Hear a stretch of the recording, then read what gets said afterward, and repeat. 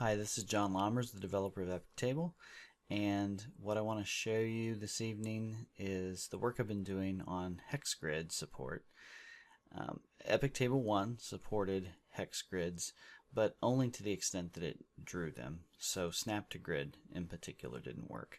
In EpicTable 2, I'm happy to report that I've got this working now. I'm embarrassed to say how long it took me to get it working, but it does indeed work now, and these guys snap to grid, so those of you who've been asking for this for a long time should be happy.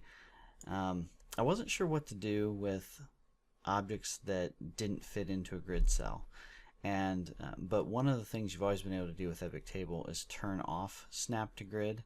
In EpicTable 1, that was a map-wide thing, so either all objects snapped or no objects snapped.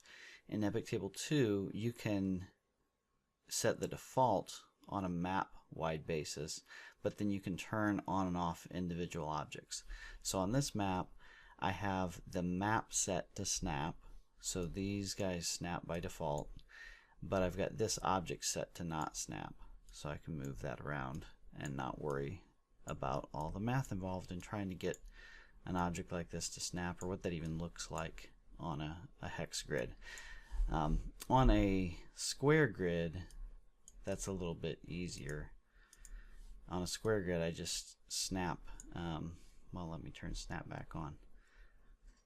By the way, this is not what this will look like ultimately.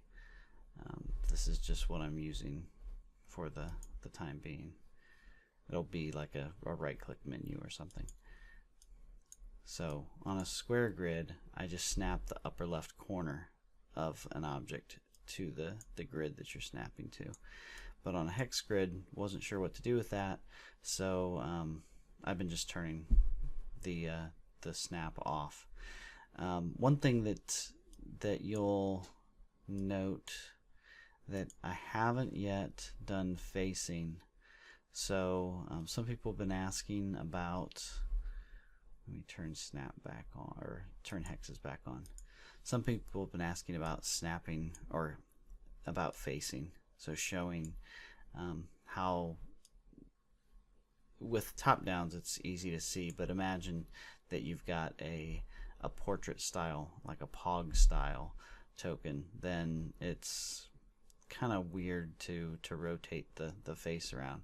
So what I was thinking was I would highlight individual edges or something like that to indicate facing.